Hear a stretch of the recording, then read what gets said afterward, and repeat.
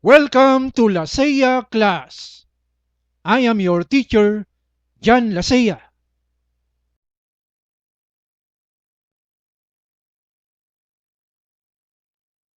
A blessed day to everyone! Today, let us learn inverse kinematics in robotics.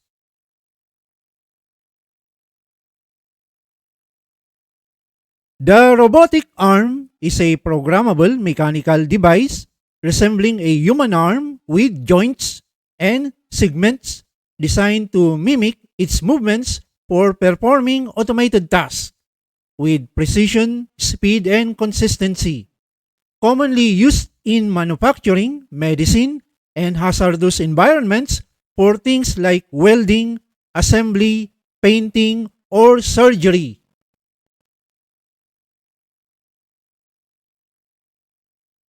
Let us familiarize the parts of the robotic arm.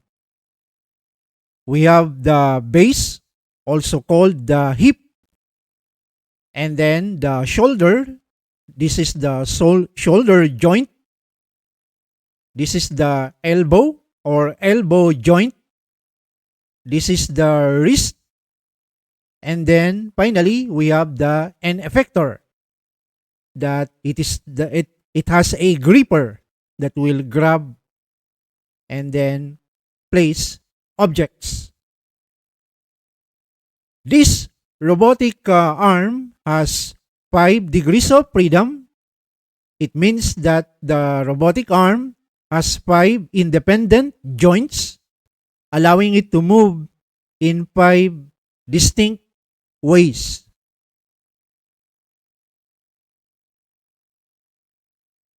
There are 3 ways to reach, pick up, and place an object. Number 1, pre-program. In a pre-program, the rotation movements of the hip, shoulder, elbow, wrist, and end effector are done through trial and error in the code. The rotation angles are fixed and therefore the locations where to reach, pick up, and place objects are determined. Number 2, remote controlled. The rotation movements of the hip, shoulder, elbow, wrist, and end effector are controlled using a remote controlled device. The rotation angles are not fixed, and therefore the locations where to reach, pick up, and place objects are arbitrary or random. Finally, the third way is autonomous. The rotation movements of the hip, shoulder, elbow, wrist, and end effector are computed in real time. The rotation angles are not fixed and therefore the locations where to reach, pick up, and place objects are arbitrary and determined using artificial intelligence, object detection, and computer vision.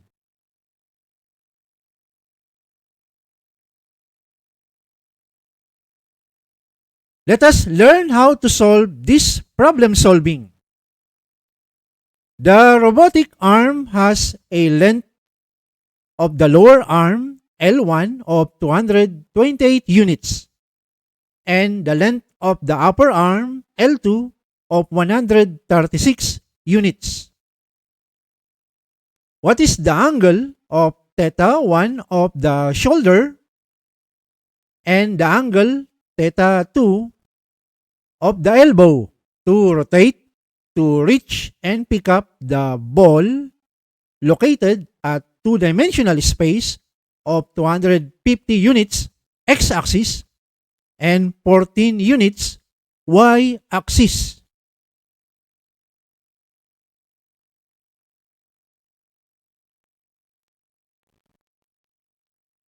The solution to the problem solving is by applying inverse kinematics.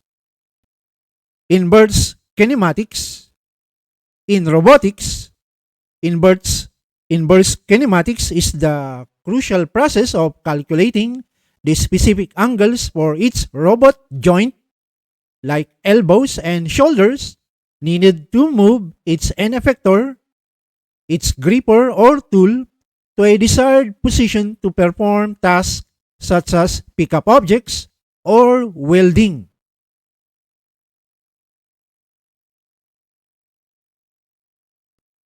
The formulas to compute the unknown two angles in the problem solving are the following.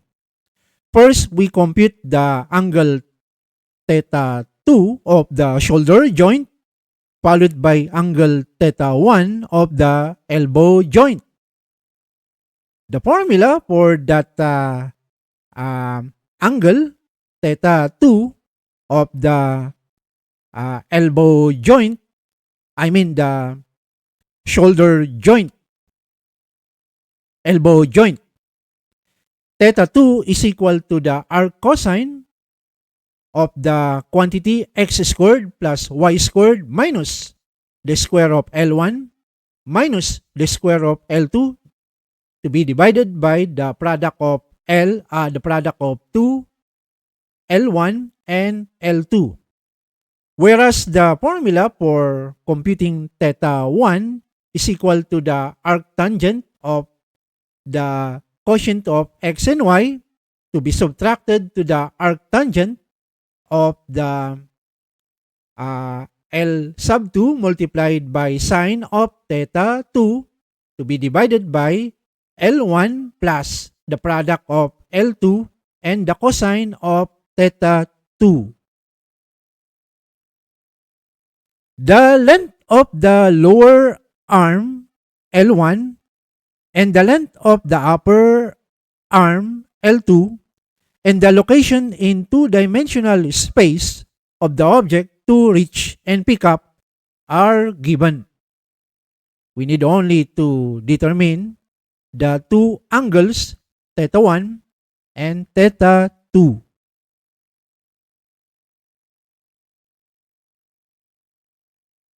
The following codes written in C# programming language are the implementation of the inverse kinematics formulas. I define a function inverse kinematics that accepts the location in two-dimensional space, the object to reach and pick up, the x and y coordinates. The computed values of theta 2 and theta 1 are already written in the body of the function inverse kinematics. The first line, we can see the calculation for that angle theta 2. And then, after computing the angle theta 2, we need to determine if the object is located in the third quadrant. And if it is true, we will going to negate the current computed value for that angle theta 2. Next, we now apply the formula to calculate the angle theta 1, which is this one. And then we need to convert the value of the angle theta 2, which is in radians, to degrees. Likewise, we need to convert the angle of theta 1 from radians into degrees. After that, we need to adjust the angles depending in which the quadrant the object is located. So, the amount or the value of theta 1 will be adjusted if that object is located in the first quadrant, second quadrant, third quadrant, fourth quadrant, or the negative x-axis. Finally, at the end of the definition of the function inverse kinematics, we will now determine now the final result. So this is the final result of the angle theta 1. It will be round off. And this is now the final result of the angle theta 2, which is the sum of theta 2 and theta 1.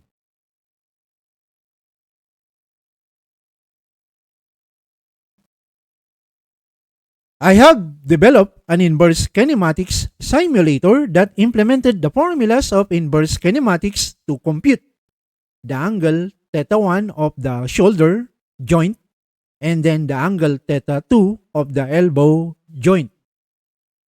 The answers to the problem solving are angle theta 1 is equal to 36 degrees, angle theta 2 is equal to negative 61 degrees.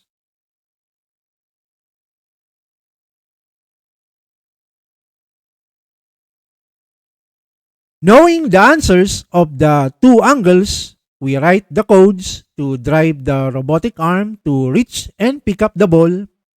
The algorithm will be the following. Step number 1. Rotate the shoulder's servo motor to 36 degrees in counterclockwise because the sign is positive. The behavior of that counterclockwise rotation will now move up. Next step, step number 2, rotate the elbow's servo motor to negative 61 degrees. Since there is no negative, then rotate 61 degrees in clockwise direction. Because the sign is negative, we need to rotate in a clockwise direction. And then the behavior of this is that it will go down. Finally, step number 3, once that we reach the object, we now write the code to grab the ball using the gripper, which is the end effector.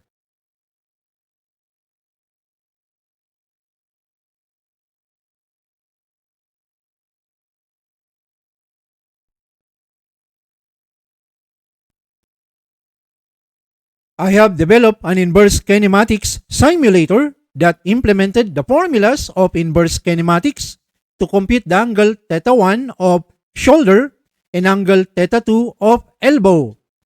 We can see a two-dimensional Cartesian plane.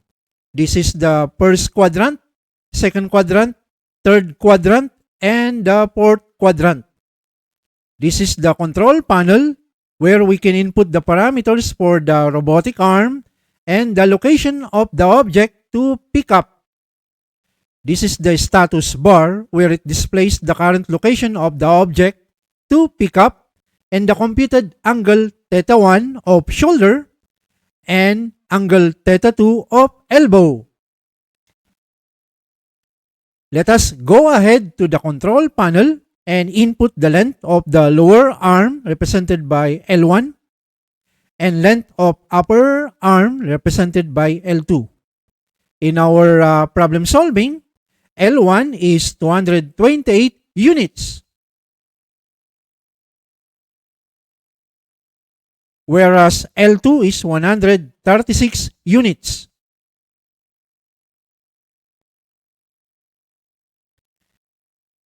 The location of the ball in two-dimensional space, which is given, is 250 units along the x-axis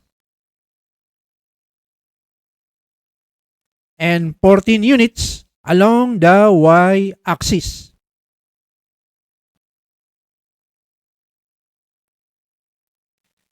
Next, let us click the Update button to draw on the Cartesian plane our robotic arm together with the object to pick up.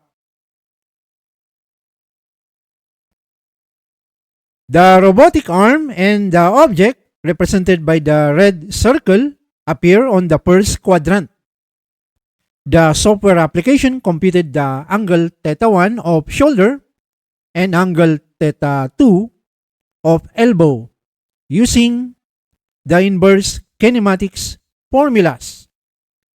Theta 1 is 36 degrees, while theta 2 is negative 61 degrees. The length of the lower arm is 228 units. The length of the upper arm is 136 units. The object is located at 250 units along the x-axis, 14 units along the y-axis. We can also read the results on the status bar. theta 1 is 36 degrees, theta 2 is negative 61 degrees, and then the object is currently located at 250 units x-axis, 14 units y-axis. We can use the arrow keys to move the object either left to right, up or down. Focus your attention on that object represented by the red circle.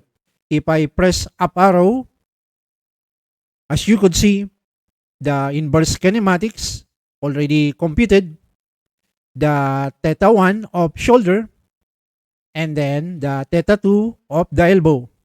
If I press right arrow key, it will also calculate the two angles. Left arrow key, and then down key,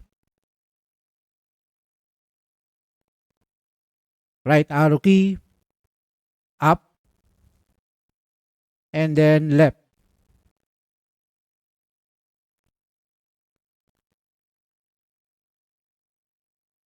We can also use the mouse to change the location of the object represented by the red circle. So left click anywhere on the Cartesian plane. For example, I'm going to left click here. Now the object is already located in these coordinates, 260 units, x-axis 103 units, y-axis, and then automatically the shoulder joint rotated at 50 degrees, and then the elbow joint rotated at negative 33 degrees. So if I left click here, it will compute again the two angles, and then it will rotate the lower arm first 136 degrees, and then next it will rotate the upper arm negative 6 degrees. So just by left clicking anywhere on the Cartesian plane, it will automatically compute the two angles. Also, if I move the arrow keys, it will compute just the same in real time. Now, if the object is already far away and it cannot be reached by the robotic arm, what will happen is that the robotic arm will disappear on the screen. And then if we want to know what is the value of theta 1, it says that NAN together with the theta 2, NAN. NAN stands for not a number. It is a symbolic representation indicating that the result of computation is undefined. So it makes sense that the robotic arm, if we combine the length of lower arm and then upper arm, there is a limit where it can reach, just like this one. Also, there is also a limit when it is too close to the base and it cannot reach it. And then the coordinates of this red ball is 59 units x-axis, negative 19 units y-axis. If I slowly move the red ball using the arrow keys and then going to the right slowly, we can see that the robotic arm can now reach that distance. So not any distance can be reached by the robotic arm. It has a limit of reaching that object to pick up.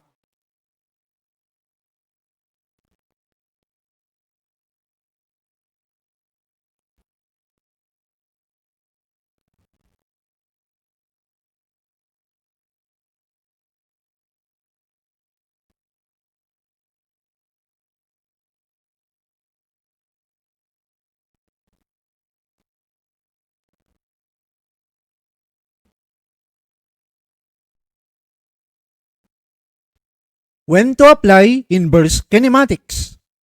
Inverse kinematics is applicable in an autonomous robotic arm where there is a camera that will detect objects and depth sensor camera that compute the distance away from the detected object to reach and pick up in real time in three-dimensional space.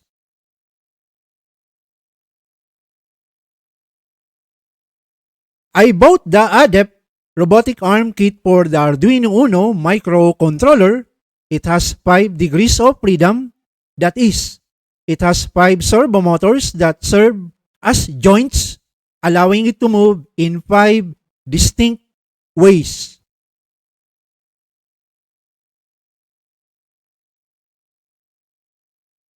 The ADEPT company provided lots of tutorials on how to assemble and with source codes. I find it easy to assemble because the instructions are clear and there is no soldering required. The wires are plug and play, the parts have labels and easy to find and identify. It took me a day to assemble and test.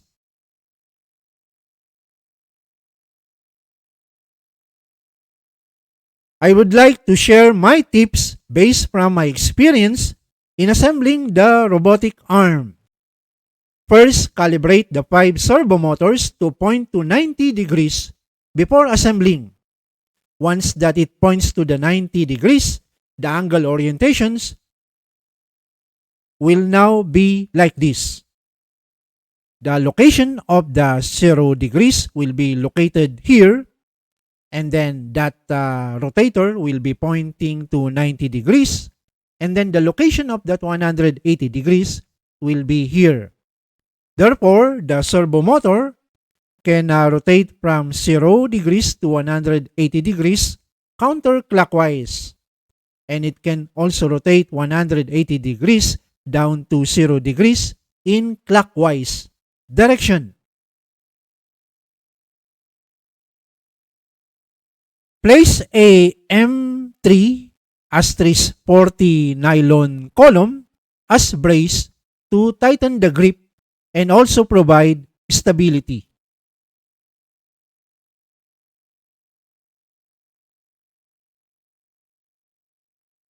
The pickup objects must be placed and aligned horizontally at the base because the robotic arm will fall down when it cannot lift due to heavy weight. The servo motors are not that strong in terms of torque that they can push or pull.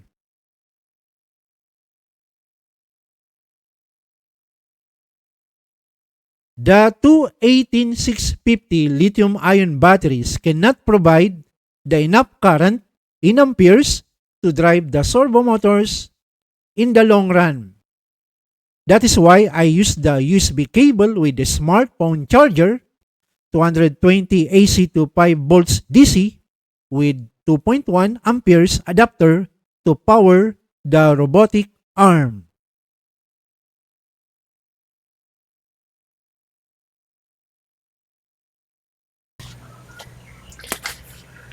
Ladies and gentlemen, these are the parts to assemble and build the robotic arm of the ADEPT robotic arm kit for the Arduino microcontroller. First, we have this Arduino microcontroller ARM drive board that we write a code in order to rotate those servo motors so that the shoulders and arms of the robotic arm will going to move, and as well as to pick up objects. Next to that, we have the nuts, screws, and stand-offs that we will be using to assemble the robotic arm. Next is the square bearing turntable.